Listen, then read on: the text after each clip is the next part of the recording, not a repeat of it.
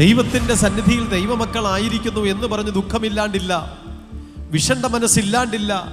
ദാഹിക്കുന്ന ഏവര ഉത്സവത്തിന്റെ മഹാദിനമായ ഒടുക്കത്തെ നാളിൽ യേശു നിന്നുകൊണ്ട് വിളിച്ചുവെങ്കിൽ ഈ ഉത്സവത്തിനൊരു സമാപന ദിവസമുണ്ട്, ഈ ഉത്സവത്തിന് ഒരു ഒടുക്കത്തെ ദിവസമുണ്ട്. അന്ന് കർത്താവ് ഒരു സ്പെഷ്യൽ ആയിട്ടുള്ള ഒരു അഭിഷേകം നൽകുന്ന ദിവസമാണ്.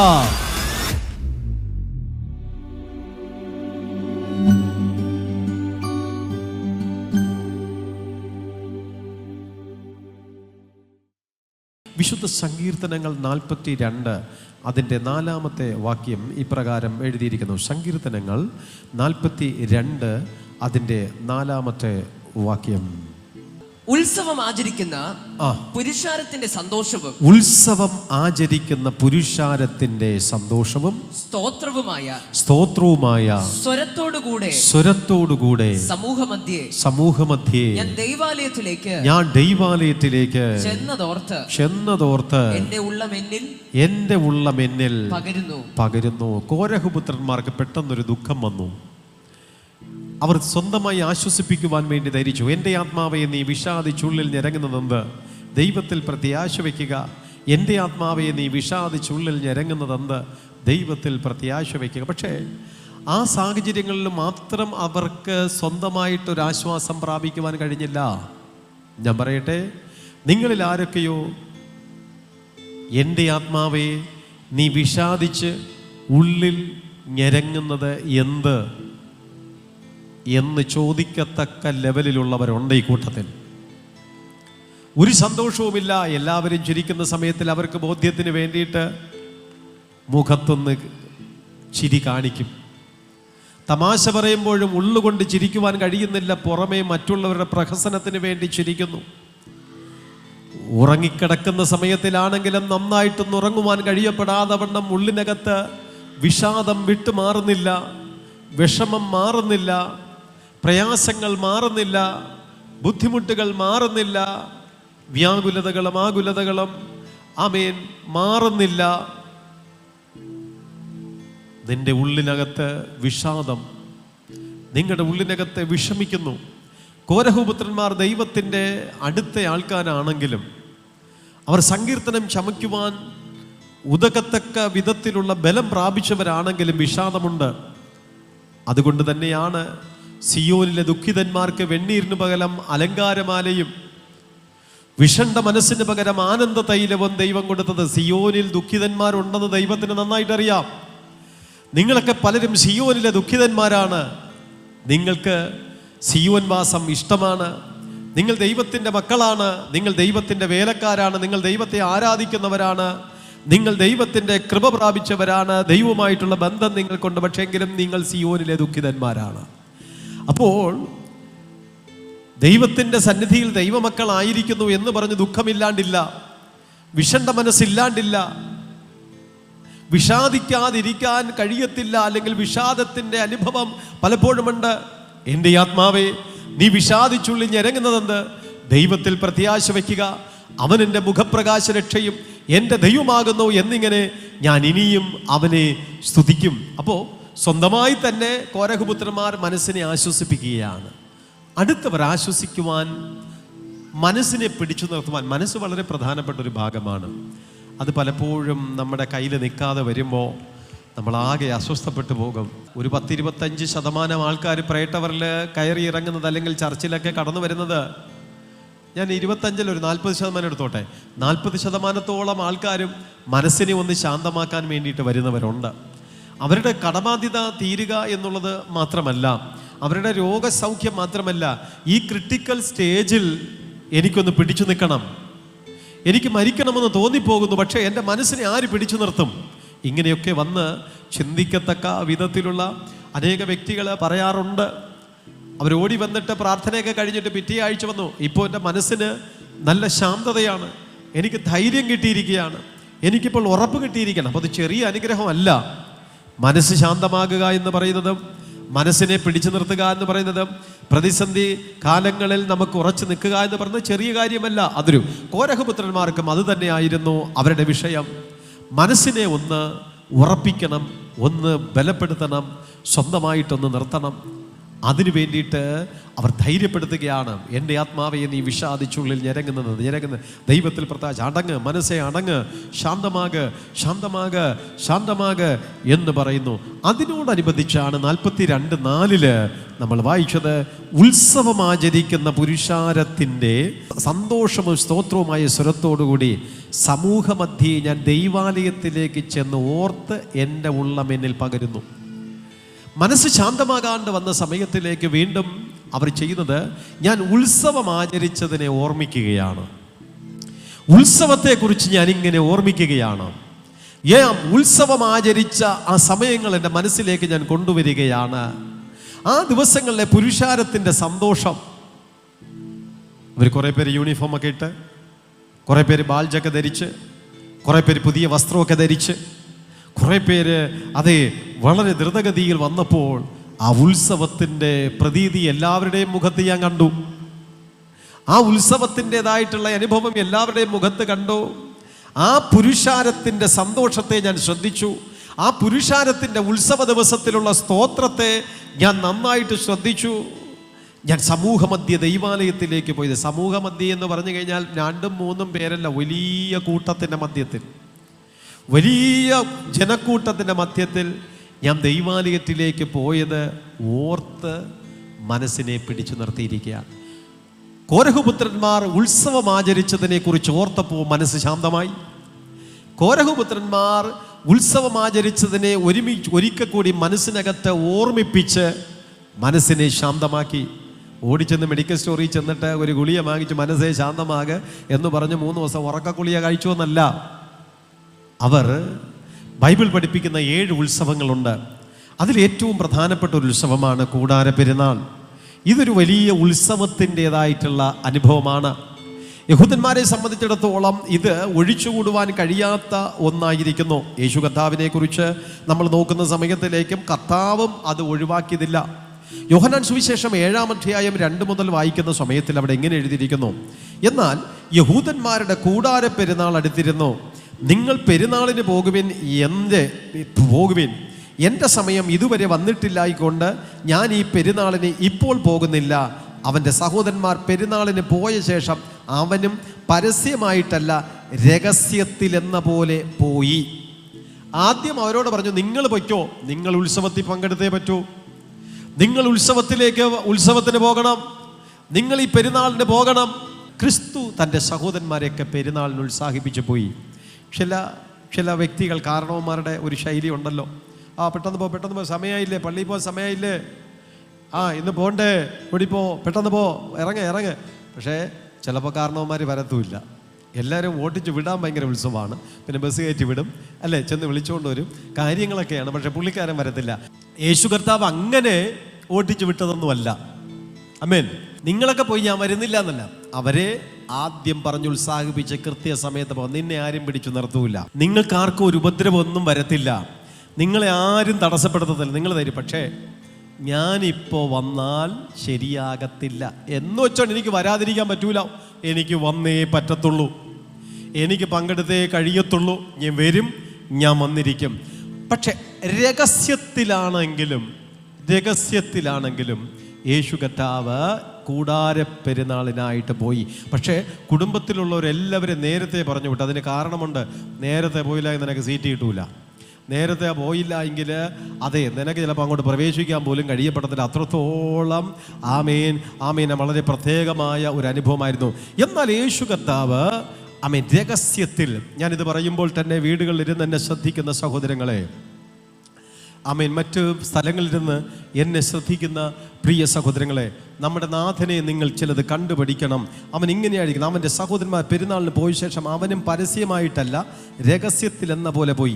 പെരുന്നാൾ പാതി കഴിഞ്ഞ ശേഷം യേശു ദൈവാലയത്തിൽ ചെന്ന് ഉപദേശിച്ചു. 37 ഉത്സവത്തിൻ്റെ മഹാദിനമായ ഒടുക്കത്തെ നാളിൽ യേശു നിന്നുകൊണ്ട്, ദാഹിക്കുന്നവൻ എല്ലാം എൻ്റെ അടുക്കൽ വന്ന് കുടിക്കട്ടെ, എന്നിൽ വിശ്വസിക്കുന്നവൻ്റെ ഉള്ളിൽ നിന്ന് തിരുവെഴുത്ത് പറയുന്നത് പോലെ ജീവജല നദികൾ ഒഴുകും എന്ന് വിളിച്ചു പറഞ്ഞു. അപ്പോൾ യേശു കർത്താവ് സ്തോത്രം അവിടേക്ക് അല്പം വൈകിട്ടാണെങ്കിലും രഹസ്യത്തിൽ പോയി. നിങ്ങൾ ചിലർക്ക് ചിലപ്പോൾ പരസ്യത്തിൽ ഉത്സവങ്ങളിൽ പങ്കെടുക്കുവാൻ കഴിയപ്പെടാത്ത വ്യക്തി ജീവിതങ്ങളായിരിക്കാം. നീ ഏതെങ്കിലും പ്രശ്നങ്ങൾ എവിടെയൊക്കെ പോയാലും കുഴപ്പമില്ല, നീ പക്ഷേ ദൈവാലയത്തിലേക്ക് നീ കൂടാരപ്പെരുന്നാളിൽ പോയാൽ പ്രശ്നമാണ്. അറസ്റ്റ്, അടി, പിടി, ബഹളം, സകലം അല്ലേ. ഒരു കുരുടൻ സൗഖ്യം പ്രാപിച്ചത് എളുപ്പമാണ്. യേശു കർത്താവ് അവൻ്റെ കൈക്ക് പിടിച്ച് ഊരിന് പുറത്ത് കൊണ്ടുപോക്കി അവനെ സുഖപ്പെടുത്തി വിട്ടു. അവിടെ കഴിഞ്ഞു. 10-15 മിനിറ്റ് വെച്ച് കാര്യങ്ങളെല്ലാം നടന്നു. പക്ഷേ അതിനുശേഷം അവൻ അനുഭവിച്ചത് എത്രയെത്ര കോർട്ടിൽ അവനെ കൊണ്ട് നിർത്തി. നീ എന്നാത്തിനാ പോയത്? ആര് പറഞ്ഞിട്ട് പോയി? ആര് നിന്നെ സൗഖ്യമാക്കി? യഥാർത്ഥത്തിൽ യേശു എന്ന് പറയുന്ന ആൾ സൗഖ്യമാക്കിയതാണോ? അതേ നീ ചുമ്മാ നമ്പരടിക്കുകയാണോ? നീ കള്ളസാക്ഷ്യം പറയുകയാണോ എന്ന് പറഞ്ഞ് നിനക്ക് ഈ സാക്ഷി പറഞ്ഞതുകൊണ്ട് എത്ര രൂപ കിട്ടി എന്നൊക്കെ പറഞ്ഞ് ഒരുപാട് തന്നെ ക്രിട്ടിസൈസ് ചെയ്തു. അപ്പോൾ സൗഖ്യം പ്രാപിച്ചത് എളുപ്പമാണ്.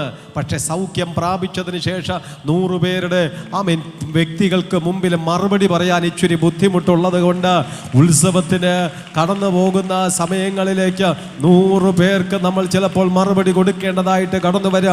ഇന്ന് പകൽ സമയത്തിൽ യേശു കർത്താവിനെ കണ്ടുപഠിക്കണം.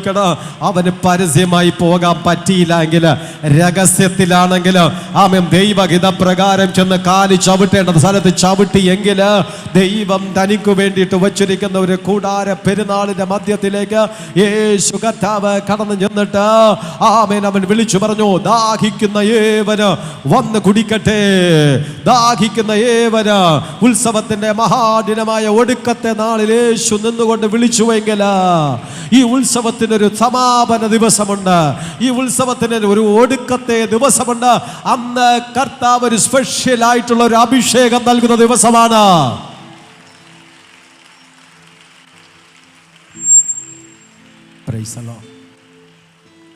ആ ഉത്സവം കൂടാരപ്പെരുന്നാൾ 7 ദിവസം നീണ്ടു നിൽക്കപ്പെടുന്ന ഉത്സവം. അതിൻ്റെ മഹാദിനം എന്ന് പറയുന്നത് ഏറ്റവും ഒടുവിലത്തെ ദിവസമാണ്. അതിൻ്റെ സമാപ്തിയുടെ ദിവസം, അത് കംപ്ലീറ്റ് ആകുന്ന ദിവസം. ആ ദിവസത്തിലാണ് ക്രിസ്തു നിന്നുകൊണ്ട്, അപ്പോൾ യേശുവിനെ ഇവർ കല്ലെറിയാൻ വേണ്ടി ഇരിക്കുകയാണ്, ഇവരെ പിടിച്ച് അകത്താക്കാൻ വേണ്ടിയിട്ടിരിക്കുകയാണ്, എല്ലാ കാര്യങ്ങളുമുണ്ട്. പക്ഷെങ്കിലും ഉത്സവമാചരിക്കുന്ന പുരുഷാരത്തിൻ്റെ സ്തോത്രവും സ്വരവും കോരഹുപുത്രന്മാർക്ക് മറക്കാൻ കഴിയാത്തതുപോലെ തന്നെ എൻ്റെ നാഥന് അതിൽ പങ്കെടുക്കാതിരിക്കാൻ പറ്റത്തില്ല. അത് യഹൂദന്മാരെ നോക്കിയിട്ടല്ല, അത് ന്യായപ്രമാണത്തെ നോക്കിയിട്ടാണ്, അത് ബൈബിളിനെ നോക്കിയിട്ടാണ്, അത് മനുഷ്യനെ നോക്കിയിട്ടല്ല. നിങ്ങളതിനെ ഏതൊക്കെ വിധത്തിൽ എങ്ങനെ, അതല്ല. ഞാൻ വിശുദ്ധ തിരുവചനത്തെ മനസ്സിലാക്കിയിട്ട് ഞാനതിൽ പങ്കെടുക്കുകയാണ്. ഞാൻ അതിനെ അനുസരിച്ച് ഞാനിതാ കടന്നു പോവുകയാണ് എന്ന് പറയുക മാത്രമല്ല, ക്രിസ്തു അവിടെ ശുശ്രൂഷിച്ചു. മാത്രമല്ല, കർത്താവ് അവിടെ വന്നവർക്ക് എല്ലാവരും ഉത്സവത്തിൻ്റെ മഹാദിനമായ ഒടുക്കത്തെ നാളിൽ ആക്ച്വലി ഒരു പ്രസംഗ ഇല്ലാന്നേ പറയുന്നില്ല. കർത്താവ് വചനം ശുശ്രൂഷിച്ചു, അവരെ ഉപദേശിച്ചു എന്നാണ് ഇരിക്കുന്നത്. അതിനർത്ഥം യേശു പഠിപ്പിച്ചു, പ്രസംഗിച്ചു. പക്ഷെ അതിനേക്കാളും വലിയ ഒരു ശുശ്രൂഷയാണ് അവിടെ നടന്നത്. ആ നടന്ന ശുശ്രൂഷ മറ്റൊന്നുമല്ല, ഉത്സവത്തിൻ്റെ മഹാദിനമായ ഒടുക്കത്തെ നാളിൽ യേശു നിന്നുകൊണ്ട് ദാഹിക്കുന്നവൻ കുടിക്കട്ടെ, വിശ്വസിക്കുന്നവൻ്റെ ഉള്ളിൽ നിന്ന് തിരുവെഴുത്ത് പറയുന്ന ജീവൻ തന്നിൽ നിന്ന് വ്യാപരിക്കാൻ പോകുന്ന അഭിഷേകത്തെ കുറിച്ചാണ് 39-ാം വാക്യത്തിൽ അത് മനസ്സിലാക്കുവാനായിട്ട് കഴിയുന്നത്. അത് തന്നിൽ വിശ്വസിക്കുന്നവൻ്റെ ഉള്ളിൽ നിന്ന് വ്യാപരിക്കുന്ന അഭിഷേകത്തിൻ്റെ ഒരു പകർച്ചയെ കുറിച്ചാണ് പറഞ്ഞത്. അപ്പോൾ യഥാർത്ഥത്തിൽ നമ്മൾ നോക്കുന്ന സമയത്തിൽ ആ ദിവസത്തിൽ വചന ശുശ്രൂഷ മാത്രമല്ല, അന്ന് യേശു കർത്താവ് ഗിഫ്റ്റായിട്ട് കൊടുത്തത് തന്നിൽ വിശ്വസിക്കുന്നവർക്ക് ലഭിക്കാനുള്ള ആത്മാവിനെ കുറിച്ചാകുന്നു പറഞ്ഞത്. യേശു അന്ന് തേജസ്കരിക്കപ്പെട്ടില്ലായകയാൽ ആത്മാവ് വന്നിട്ടില്ലായിരുന്നു. അപ്പോൾ അന്ന് ക്രിസ്തു പറഞ്ഞത് ആത്മപകർച്ചയാണ്. ക്രിസ്തു വചനം മാത്രം തരുന്നവനല്ല, അഭിഷേകവും പകർന്നു നൽകുന്നവനാണ്. ക്രിസ്തു ആ ദിവസത്തിൽ തൻ്റെ ആത്മാവിൽ നിന്ന് വ്യാപരിച്ച ഒരു വലിയ അഭിഷേകത്തിൻ്റെ പകർച്ച. ഈ അഭിഷേകത്തിന് വേണ്ടി ദൈവസഭ കൊതിക്കണം, ഈ അഭിഷേകത്തിന് വേണ്ടി ദൈവസഭ ദാഹിക്കണം, ഈ അഭിഷേകത്തിന് വേണ്ടിയിട്ട് ദൈവസഭ എപ്പോഴും ആഗ്രഹിക്കണം. ഇത് നമ്മെ ബലപ്പെടുത്തുന്ന ഒന്നത്രേ, ഇത് നമ്മളെ ശക്തിപ്പെടുത്തുന്ന ഒന്നത്രേ. ആകയാൽ നിനക്ക് ബുദ്ധിമുട്ടേറുന്ന, നിനക്ക് പ്രതിസന്ധി വരത്തക്ക സകല സാഹചര്യങ്ങളിലോ നിന്റെ റിസ്ക് മുഴുവനും നീ ദൈവത്തിന്റെ കരങ്ങളിലേക്ക് കൊടുക്കണം. നീ പരിശുദ്ധാത്മാവിനെ ഭരമേൽപ്പിക്കണം. അവൻ നിന്നെ വഴി നടത്തും. നിന്റെ ഭവനപ്പണി നീ പരിശുദ്ധാത്മാവിന്റെ കരങ്ങളിലേക്ക് ഏൽപ്പിച്ചു കൊടുക്കണം. നിന്റെ കുഞ്ഞുങ്ങളുടെ ഭാവിയെ ദൈവത്തിന്റെ കരങ്ങളിലേക്ക് നീ ഏൽപ്പിച്ചു കൊടുക്കണം. നിന്റെ കുടുംബ ജീവിതത്തെയും നിന്റെ വരുമാന മാർഗങ്ങളെ നീ ദൈവത്തിന്റെ കരങ്ങളിൽ ഏൽപ്പിച്ചു കൊടുക്കണം. പരിശുദ്ധാത്മാവ് നടത്തിയാൽ എല്ലാം നല്ലതായി വരും. പരിശുദ്ധാത്മാവ് നടത്തുന്നുവെങ്കിൽ അതെല്ലാം സക്സസ് ആകും. അപ്പോൾ ഇവിടെ ഈ ഉത്സവ ദിവസത്തിൽ കർത്താവ് കൊടുത്തത് ഉപദേശം മാത്രമല്ല, ഒരു അഭിഷേക പകർച്ചയാണ്. ആമേൻ. നമ്മൾ മനസ്സുകൊണ്ട് ആഗ്രഹിക്കണം, ഒരു അഭിഷേകത്തിൻ്റെ ശുശ്രൂഷയ്ക്ക് വേണ്ടി ആഗ്രഹിക്കണം, ഒരു അഭിഷേകത്തിൻ്റെ നിറവിന് വേണ്ടി ആഗ്രഹിക്കണം. എങ്കിലേ നമ്മുടെ മനസ്സ് മനസ്സിലാക്കി, നമ്മുടെ ആഗ്രഹത്തെ മനസ്സിലാക്കി ദൈവം നമ്മെ നിറയ്ക്കുകയുള്ളൂ. സ്തോത്രം. ഇവിടെ ഈ 7 ഉത്സവങ്ങളിൽ ഒരു ഉത്സവമായിരിക്കുന്ന ഉത്സവത്തിലേക്ക് കടന്നുപോയത് കോരഹുപുത്രന്മാർ ആലോചിക്കുകയാണ്. അപ്പോൾ അവരുടെ മനസ്സ് ശാന്തമായി എന്നർത്ഥം. അപ്പോൾ അവർ എന്താണ്? സ്തോത്രവും സ്വരവുമായ സമൂഹമധ്യ ഞാൻ ദൈവാലയത്തിൽ ചെന്നത് ഓർത്ത് എൻ്റെ ഉള്ളം എന്നിൽ പകരുന്നു. എൻ്റെ ആത്മാവേ നീ വിഷാദിച്ചുള്ളിൽ ഞെരങ്ങുന്നതെന്ത്? ദൈവത്തിൽ പ്രത്യാശ വയ്ക്കുക. അപ്പോൾ ആ ഒരു ബുദ്ധിമുട്ടേറിയ സാഹചര്യം കടന്നു വന്നപ്പോൾ കോരഹപുത്രന്മാർ ഉത്സവത്തിൽ പങ്കെടുത്തത് മനസ്സിനെ ഓർമ്മിപ്പിച്ചു. അപ്പോൾ ഉത്സവം ഒരു ദിവസം കൊണ്ട് തീരുന്നതല്ല, അത് അന്ന് കൊണ്ട് അവിടെ കംപ്ലീറ്റ് ആകുകയല്ല. ഇവിടെ കോരഹപുത്രന്മാർ പറഞ്ഞു, അന്ന് ജനത്തിൻ്റെ സ്തുതിയും സ്തോത്രവും ഒക്കെ കണ്ടില്ലേ, അവർ ആരാധിച്ചത് കണ്ടില്ലേ, അവരുടെ ആ സന്തോഷം നീ കണ്ടില്ലേ, അവരുടെ സ്തോത്രം നീ കണ്ടില്ലേ, നീ ദൈവാലയത്തെ ചെന്നത് ഓർത്ത് നീ എൻ്റെ ഉള്ളം എന്നിൽ പകരുന്നു. മീൻസ് അത് ഓർത്തപ്പോൾ തന്നെ എനിക്കൊരു ഭയങ്കര സമാധാനം. അപ്പോൾ ഒരു ഉത്സവം, ആ ഉത്സവത്തിൻ്റെ മഹാദിനം ഒരു വർഷത്തേക്ക് നമ്മുടെ മനസ്സിനെ ശാന്തമാക്കാൻ കഴിയുന്ന ഒരു അഭിഷേകത്തെ നൽകുവാൻ ശക്തമാണ്. ഉത്സവം ഒരു ദിവസം കൊണ്ട് തീരുന്നതല്ല. നാളുകളോളം നമുക്ക് ആശ്വാസം പ്രാപിക്കുവാൻ, മനസ്സിനെ സന്തോഷിപ്പിക്കുവാൻ, മനസ്സിനെ ബലപ്പെടുത്തുവാൻ, ദൈവിക വാഗ്ദത്തങ്ങൾ പ്രാപിപ്പിക്കുവാൻ, ദൈവിക അനുഗ്രഹങ്ങൾ പ്രാപിക്കുവാൻ ദൈവം വച്ചിരിക്കുന്നത് അത്രേ. ഉത്സവം ആചരിക്കുന്ന പുരുഷാരത്തിന്റെ സന്തോഷവും സ്തുതിയും സ്തോത്ര. എൻ്റെ ആത്മാവേ നീ വിഷാദിച്ചുള്ളിൽ ഞെരങ്ങുന്നതെന്ത്? ദൈവത്തിൽ പ്രത്യാശ വയ്ക്കുക. ആകയാൽ സമൂഹ മധ്യേ ഞാൻ ദൈവാലയത്തിൽ പോയത് ഓർമ്മിച്ച് ഞാൻ ആശ്വാസം പ്രാപിച്ചു.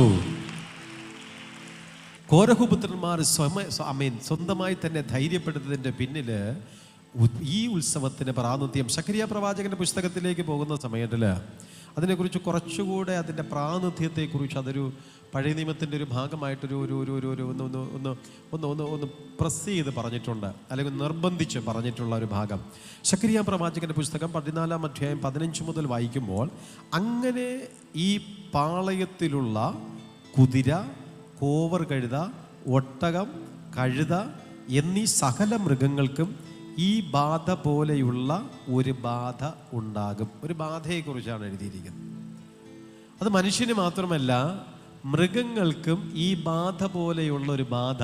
പഴയ നിയമ കാലഘട്ടത്തിൽ അവരുടെ വരുമാന മാർഗം എന്ന് പറയുന്നത് അവരുടെ മൃഗസമ്പത്തുകളെ ബേസ് ചെയ്താണ്.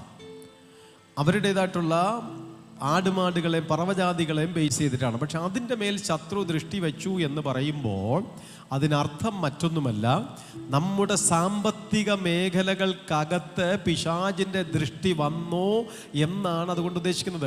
എനിക്കൊന്ന് ഈ കാലത്തിലാണ് ബൈബിൾ എഴുതിയിരുന്നു എങ്കിൽ ഇങ്ങനെ എഴുതിയിരുന്നത്, അവൻ്റെ ബിസിനസ്സിൽ ബാധ പോലെ ബാധ കയറി, അവൻ്റെ ജോലിയിൽ, ഗവൺമെൻറ് ജോബിൽ ബാധ പോലെ ബാധ കയറി എന്നെഴുതിയത്. പക്ഷെ ആ കാലഘട്ടത്തിലെല്ലാം അവരുടെ കൃഷിയെ ആസ്പദമാക്കി, അതോടനുബന്ധിച്ച് മൃഗങ്ങളെ ആസ്പദമാക്കിയിട്ടാണ് അവരുടെ സാമ്പത്തിക കൃഷിയെക്കുറിച്ച് ഇവിടെ എഴുതിയിട്ടുണ്ട്. അതിൻ്റെ താഴോയ്ക്ക് വരുന്ന സമയത്തിൽ ആണ്ടുതോറും വരും ഭൂമിയിലെ സകല വംശങ്ങളും സൈന്യങ്ങളെ യഹോവ രാജാവിനെ സംസ്കരിക്കാതെ യേശുവിന്റെ മഴയുണ്ടായത്. 17-ാം വാക്യം, ഭൂമിയിലെ സകല വംശങ്ങളിലും ആരെങ്കിലും സൈന്യങ്ങളുടെ യഹോവയായ രാജാവിനെ നമസ്കരിപ്പാൻ യെരുശലേമിലേക്ക് വരാത്ത പക്ഷം അവർക്ക് മഴയുണ്ടാകത്തില്ല. അപ്പം ഒന്ന് ബാധ കയറിയിരിക്കുന്നത് മൃഗങ്ങളിൽ, 2 മഴ കൊടുക്കത്തില്ല. രണ്ടാമത്തെ അവരുടെ വരുമാന സ്രോതസ് എന്താണെന്ന് ചോദിച്ചു കഴിഞ്ഞാൽ കൃഷിയാണ്. ഇന്ന് കേരളത്തിനകത്ത് കൃഷി ചെയ്ത് കഴിഞ്ഞാൽ കറക്റ്റായിട്ട് ആ ലോൺ എഴുതി തള്ളേണ്ടി വരും, അത്രത്തോളം നഷ്ടത്തിൽ പോകും. അതുകൊണ്ട് ആരും കൃഷിക്കാരാണ്. പക്ഷെ അന്ന കാലഘട്ടത്തിൽ അവരുടെ വരുമാന മാർഗം മുഴുവനും കൃഷിയെ ആസ്പദമാക്കിയായിരുന്നു. അപ്പോൾ കൃഷി നടക്കണമെങ്കിൽ കിട്ടേണ്ടുന്ന സമയത്തിൽ മഴ കിട്ടേണ്ടുന്ന സമയത്ത് മഴ പെയ്യണം. ഇവിടെ കൂടാരപ്പെരുന്നാളിനെ ബേസ് ചെയ്താണ് ദൈവം എഴുതിയിരിക്കപ്പെടുന്നത്. ഈ ബാധ മാറാൻ വേണ്ടിയിട്ട് 16-ാം വാക്യത്തിൽ, എന്നാൽ യെരുശലേമിന് നേരെ വന്ന സകല ജാതികളിൽ ശേഷിച്ചിരിക്കുന്ന ഏവനും സൈന്യങ്ങളുടെ യഹോവയായ രാജാവിനെ നമസ്കരിപ്പാൻ കൂടാരപ്പെരുന്നാൾ ആചരിപ്പാനും ആണ്ടുതോറും വരും. ഇത് അവരുടെ വിശ്വാസത്തിൻ്റെ ഒരു പ്രിൻസിപ്പിളായിരുന്നു. ആണ്ടുതോറും ഇവർ കൂടാരപ്പെരുന്നാൾ ആചരിക്കാൻ വരും. ഓൺലൈനിലല്ലാന്ന്, നേരെ ഫിസിക്കൽ ലൊക്കേഷനിൽ അവർ വരും. ഇന്നലെ വരെ ഓൺലൈനിലാണെങ്കിലും ആണ്ടുതോറും അവർ സ്ഥലത്ത് വരുമെന്നാണ് എഴുതിയിരിക്കുന്നത്. അതിനു മുമ്പെന്ന് പറയുമ്പോഴത്തേക്കും മൊബൈലിൽ കൂടെയും ടി വിയിൽ കൂടെയും ഒക്കെ ഇവരിങ്ങനെ കാണുകയും കേൾക്കുകയും ഒക്കെ ചെയ്യും. പക്ഷേ ആണ്ടുതോറും എവിടെയൊക്കെ കിടക്കുന്നവർ അവരെല്ലാവരും യെരൂശലേമിൽ കൃത്യമായിട്ട് വരും. ഇതൊരു വ്യവസ്ഥയാണ്. അതിനി ആരൊക്കെ വരുമെന്ന് ചോദിച്ചു കഴിഞ്ഞാൽ പുറപ്പാട് പുസ്തകത്തിനകത്തേക്ക് നമ്മൾ കടന്നു പോകുന്ന സമയത്തിൽ ഒരിക്കൽ ഫറവോൻ ഇങ്ങനെ ചോദിച്ചു. ഫറവോൻ ഒരു ചോദ്യം ചോദിച്ചത്, നിങ്ങൾ ദൈവത്തെ ആരാധിക്കാൻ പോകണം പോകണം പോകണം പോകണം പോകണം എന്നാണ് ചോദിക്കുന്നത്. നിങ്ങൾ ആരൊക്കെ പോകുന്നു എന്ന് ചോദിച്ചപ്പോൾ മോശ പറഞ്ഞത്, ഞങ്ങളുടെ വൃദ്ധന്മാർ, വൃദ്ധകൾ, യൗവനക്കാർ, യൗവനക്കാരത്തികൾ, കൊച്ചുകുട്ടികൾ, കുഞ്ഞുകുട്ടികൾ, അതേ ഭർത്താവ്, ഭാര്യ, ആ വീട്ടിൽ ആരൊക്കെ ഉണ്ടോ അവരെല്ലാവരും പോകും എന്നുള്ളതിനെ കുറിച്ച് മോശ പറഞ്ഞു. അപ്പോൾ ഫറവോൻ പറഞ്ഞു, അങ്ങനെ എല്ലാവരും കൂടെ പോവേണ്ട ആവശ്യമുണ്ടോ? വീട്ടിൽ നിന്ന് കല്യാണത്തിന് പോകുമ്പോൾ ആരെങ്കിലും ഒരാൾ ഇന്ന് തലയാണിച്ചാൽ പോരെയോ എന്ന് വെച്ചു. അപ്പോൾ പറഞ്ഞു, മോശ പറഞ്ഞു, അപ്പോൾ അത് പറ്റത്തില്ല, അത് കുടുംബസമേതം ഞങ്ങൾ പോകണം, അത് ഞങ്ങളുടെ വിശ്വാസത്തിൻ്റെ ഭാഗമാണ്. അപ്പോൾ യെരൂശലേമിലേക്ക് ഇവർ ആണ്ടുതോറും വരുന്നതിൻ്റെ പ്രത്യേകത എന്താന്ന് ചോദിച്ചു കഴിഞ്ഞാൽ അതൊരു ദൈവത്തിൻ്റെ വ്യവസ്ഥയായിരുന്നു. അവർ വന്നേ പറ്റത്തുള്ളൂ, അവർ വരണം, അവർ ആ പെരുന്നാളിലേക്ക് അവർ ഓടിയെത്തണം എന്നുള്ളത് വേദപുസ്തകത്തിനകത്തൊരു ഭാഗമായിരിക്കുന്നു. അങ്ങനെ എഴുതിയിരിക്കുന്നു, ആണ്ടുതോറും അവർ വരും. ഭൂമിയിലെ സകല വംശങ്ങളിലും ആരെങ്കിലും സൈന്യങ്ങളുടെ യഹോവയായ രാജാവിനെ നമസ്കരിപ്പാൻ യെരൂശലേമിലേക്ക് വരാത്ത പക്ഷം അവർക്ക് മഴയുണ്ടാകത്തില്ല. അപ്പോൾ ഇവർ പറഞ്ഞതിൻ്റെ ഉദ്ദേശം മനസ്സിലായോ? ഇവരെത്ര ബുദ്ധിമുട്ടിയാണ്, മൊണ്ടിയാണെങ്കിലും മുടന്തനാണെങ്കിലും ഊമനാണെങ്കിലും ചെകിടനാണ് എങ്കിലും കുരുടനാണ് എങ്കിലും സാമ്പത്തികമുള്ളവനാണെങ്കിലും ഇല്ലാത്തവനാണെങ്കിലും ഇവരെല്ലാം ഏച്ചാണ് എങ്കിലും സ്തോത്രം വരാനുള്ളൊരു കാരണമുണ്ട്. ആ വർഷത്തിൽ മഴ വേണോ വേണ്ടയോ എന്ന് അവന് തീരുമാനിക്കാനുള്ള സമയമാണ് ഈ കൂടാര പെരുന്നാൾ. ആവശ്യമുള്ളവൻ കടന്നു വരും, അവന് മഴയും കിട്ടും. ബൈബിൾ പറയപ്പെടുന്നു, അവൻ കടന്നു വരാത്തവർക്ക് മഴ ഉണ്ടാകത്തില്ല. സ്വതന്ത്രം. നിങ്ങൾക്ക് വലിയ കയ്യടിയൊന്നും വന്നില്ല, കാരണം നിങ്ങൾക്കൊക്കെ ആഗ്രഹം മഴ പെയ്യാതിരിക്കണതാണ് നല്ലത്. 5 ദിവസം കൂടെ നമുക്ക് 2 വീലറിൽ എവിടെ പോവാം, നമുക്ക് ജോലിക്ക് പോവാം. പക്ഷെ ആ കാലഘട്ടത്തിൽ ഒരു മനുഷ്യൻ്റെ സാമ്പത്തിക മേഖലകളെ മഴയെ ആശ്രയിച്ചിരിക്കും. കൊയ്ത്തുകാലത്തല്ല,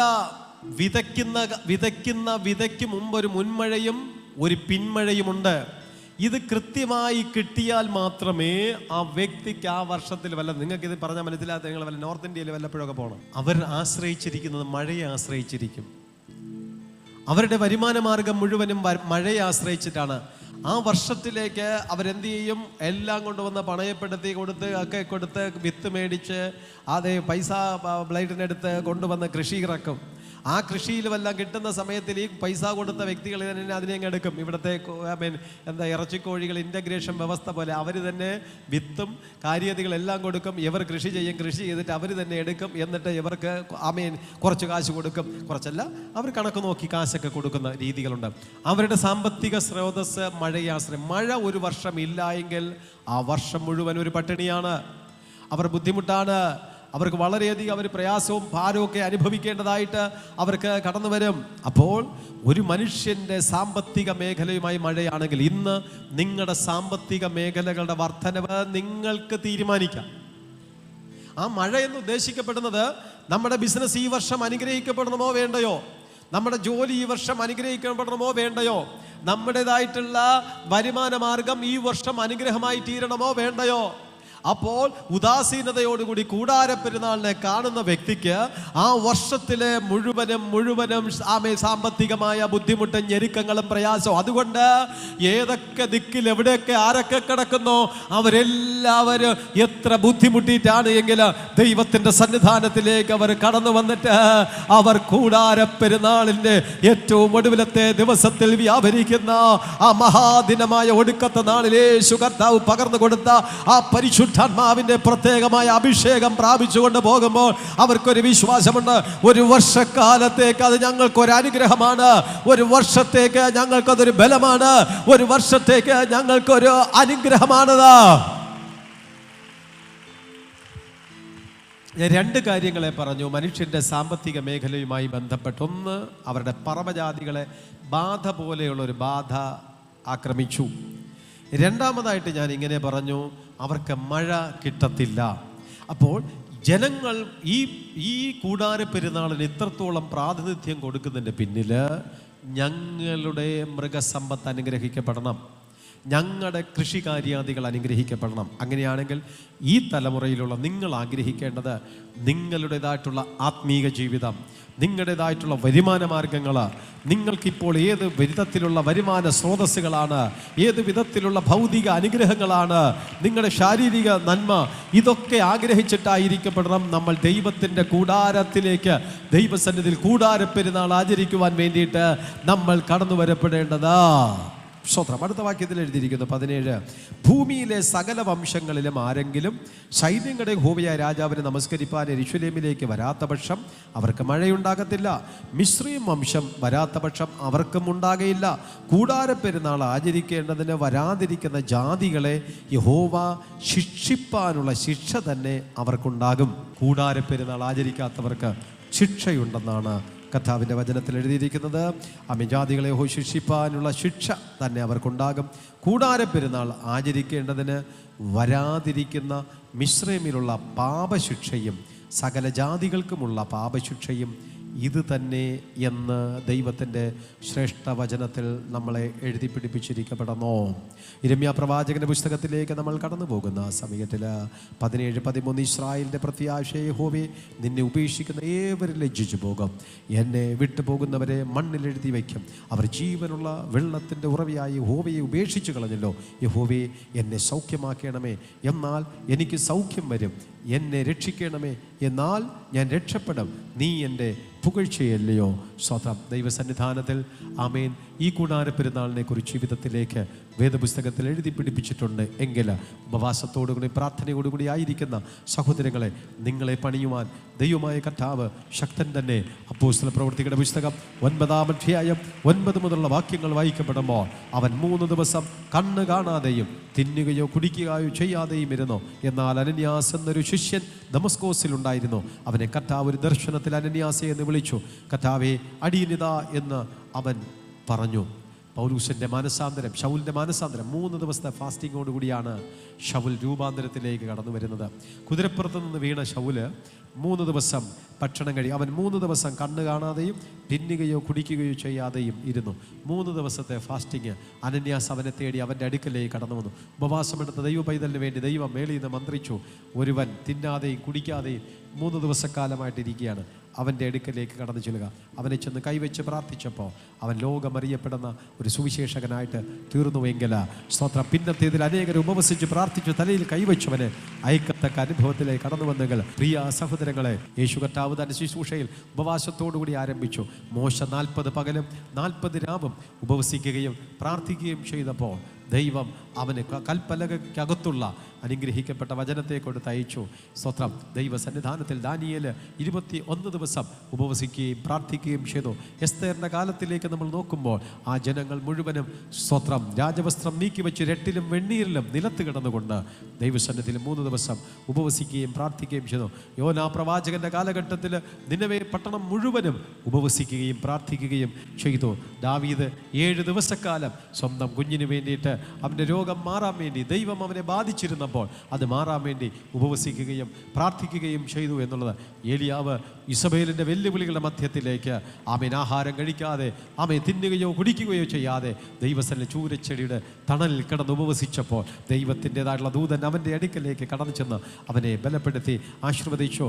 എസ്രാ ശാസ്ത്രിയുടെ അനുഭവങ്ങൾ നോക്കപ്പെടുമ്പോൾ ആറ്റിൻ്റെ കരയിൽ വെച്ച് ആമേൻ രാജ്യത്തിന് വേണ്ടി സമൂഹത്തിന് വേണ്ടിയിട്ട് അദ്ദേഹം ഉപവസിക്കുകയും പ്രാർത്ഥിക്കുകയും ചെയ്തപ്പോൾ സ്വർഗത്തിൽ നിന്നുള്ള ദൈവത്തിൻ്റെ ആ വലിയ സാന്നിധ്യം അവിടേക്ക് ഇറങ്ങി വന്ന് ആ ഉപവാസത്തിൻ്റെ മധ്യത്തിലേക്ക് ഒരു ദൈവപ്രവൃത്തി സംഭവിച്ചുവെങ്കിൽ വേദപുസ്തകത്തിൽ ഉൽപ്പത്തി മുതൽ വെളിപ്പാട് വരെയുള്ള ഭാഗങ്ങൾ നമ്മൾ നോക്കുമ്പോൾ പത്രോസ്, യാക്കോബ്, യോഹന്നാൻ, അതോടനുബന്ധിച്ച് അങ്ങനെ തുടങ്ങിയ ദൈവത്തിൻ്റെ ഭക്തന്മാർ പലരും ഉപവാസത്തോടും പ്രാർത്ഥനയോടും കൂടി തന്നെ അവരുടേതായിട്ടുള്ള ശുശ്രൂഷകൾ ആരംഭിക്കുകയും യേശു കർത്താവ് കൂടെ ഉണ്ടായിരുന്ന സമയത്തിൽ തോഴന്മാർക്ക് ഉപവസിക്കേണ്ട, ഞാൻ പോകുന്ന സമയം വരും, അപ്പോൾ നിങ്ങൾ ഉപവസിക്കും എന്ന് പറഞ്ഞ് വീണ്ടും ശിഷ്യഗണങ്ങളെ തന്നെ ഉപവസിക്കുവാൻ വേണ്ടിയിട്ട് ഉത്സാഹം കൊടുത്ത് അവരെ പ്രേരിപ്പിച്ച് ആക്കി വെച്ചപ്പോൾ ഇന്നും അപ്പോസ്തലന്മാരുടെ പ്രവൃത്തികൾ നടന്നുകൊണ്ടിരിക്കപ്പെടുമ്പോൾ ഈ കാലഘട്ടത്തിലും ഉപവാസവും പ്രാർത്ഥനയും ക്രൈസ്തവ സമൂഹത്തിൽ പൈശാചിക ശക്തികൾക്കെതിരെയുള്ള ശക്തിയേറിയ ഒരു ആയുധമാക്കി ദൈവം തന്നിരിക്കപ്പെടുമ്പോൾ ഈ ആയുധം നമുക്ക് ആവശ്യമായിരിക്കുന്നു. ഈ ആയുധം ഉപയോഗിച്ച് നമ്മൾ ഫൈറ്റ് ചെയ്യണം. ഈ ആയുധം ഉപയോഗിച്ച് ശത്രുവിൻ്റെ തലയെ തകർക്കണം. ഈ ആയുധം ഉപയോഗിച്ച് നിങ്ങളെ നന്മകളെ തടസ്സപ്പെടുന്ന ദുഷ്ടശക്തികളെ നിങ്ങൾ ബന്ധിക്കണം. അതിനു വേണ്ടിയിട്ട് ദൈവ സഭയ്ക്ക് തന്നിരിക്കുന്ന വളരെ പ്രധാനപ്പെട്ട ഒരു ആയുധമാണ് ഉപവാസവും പ്രാർത്ഥനയും.